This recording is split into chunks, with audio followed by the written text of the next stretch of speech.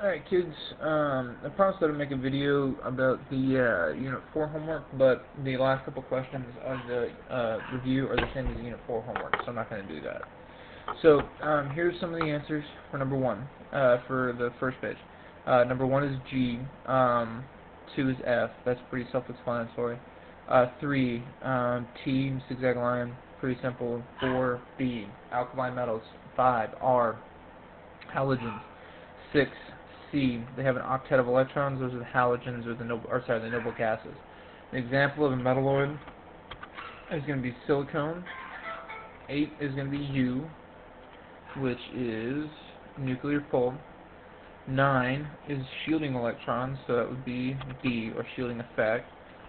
10, measure the size of an atom. That's going to be A. 11, tend to gain electrons are going to be your nonmetals. Tend to lose electrons are going to be your metals. 13, amount of energy needed to lose an atom is going to be L.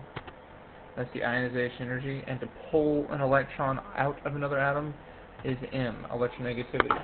Now with L, the amount of energy needed to lose an electron, the higher the energy, the harder it is. So that's why your noble gases are going to be have the highest ionization energy. And that's why the alkali metals are the ones that have the weakest ionization energy, because they want to lose electrons. The most electronegative element is going to be Q. Now the highest ionization energy, we made a mistake here, we didn't put it in this spot, but the highest ionization energy is going to be helium, but it's also going to be fluorine as well, if you don't count the noble gases. So the biggest atomic radius and the lowest ionization energy is going to be P. Columns on the periodic table are called groups or families, which is H, and the rows are called periods, I. 20, used to show the electrons in the valence shells, the Lewis dot. Alright, now I didn't go over this in class, but I want you to pay attention to this one. Occurs between two nonmetals, that's called a covalent compound. And occurs between a metal and a nonmetal, that's called ionic compounds. And I'll explain what those are later. Alright, so what was the one major difference?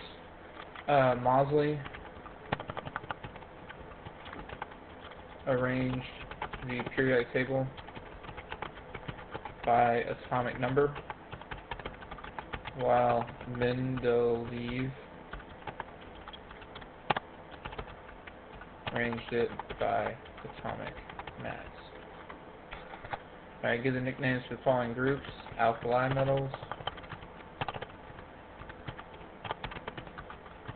group 2 is alkaline earth. Now remember what we talked about in class was that, so remember group 1, it's alkali, 1 word. Group 2, alkaline earth, 2 words. Group 3, transition metals.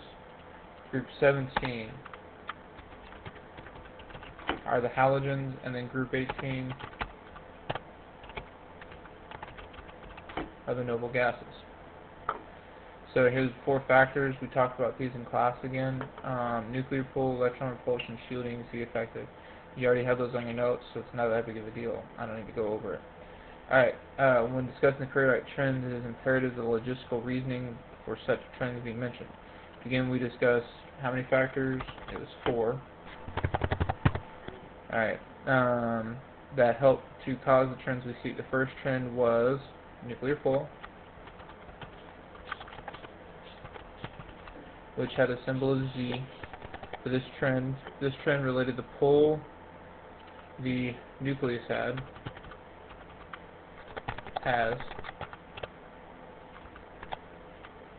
on the electrons outside of the nucleus. Second factor we discussed was electron repulsion.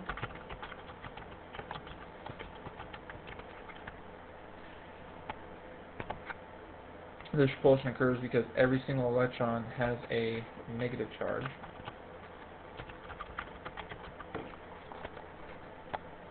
Such charges attract. Sorry, do they attract or repel each other? Okay, They're going to repel each other. The third factor was shielding. Okay.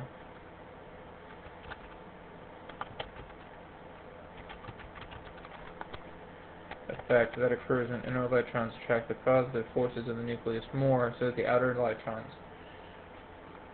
So what you got to think about is as you go down the table, or as you go down the period, there's the same amount, there's the same energy level of electrons that's getting filled in more.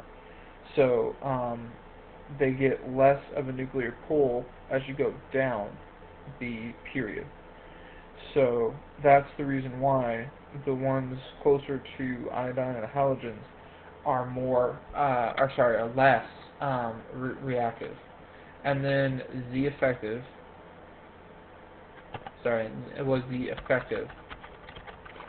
nuclear pull that accounted for the other three forces. So basically this is, taking into account, after all the other effects are there, what is it going to be? So, coming down here, atomic radius increases down a group and decreases across a row. In general, metal ions are smaller because they lose electrons, and the nonmetal ions are larger. Ionization energy decreases down a group and increases across a row.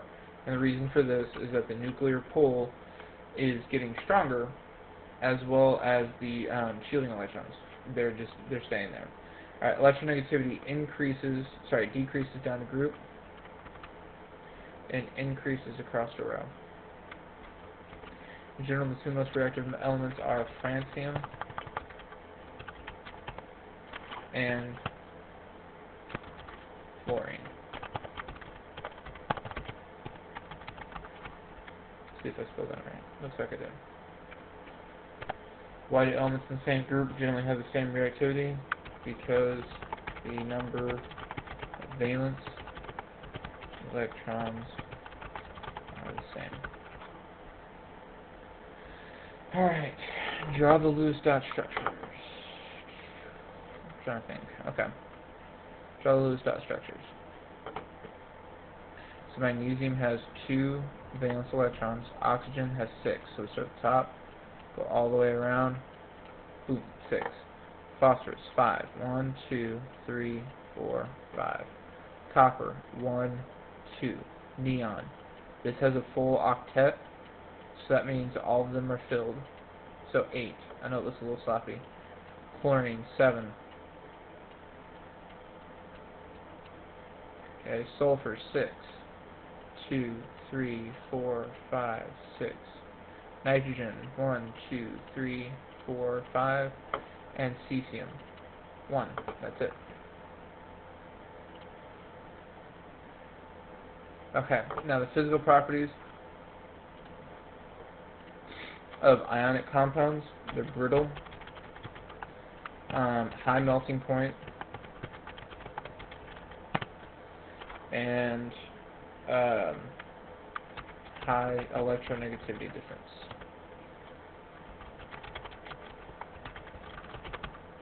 With covalent compounds.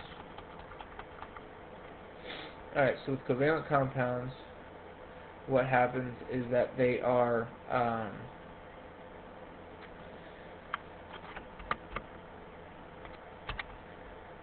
one other thing. They're usually solids.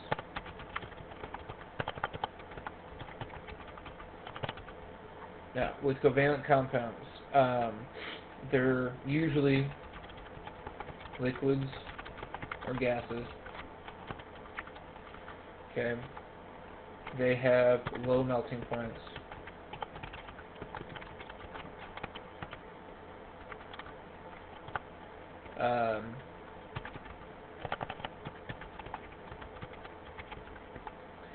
Low electronegativity difference.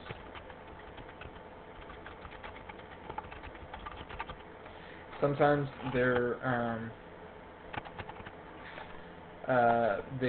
they can be brittle solids, but usually that doesn't take into account much. Okay. In chemistry, an atom usually has 8 electrons. Its valence level to this, atoms will gain, lose, or share.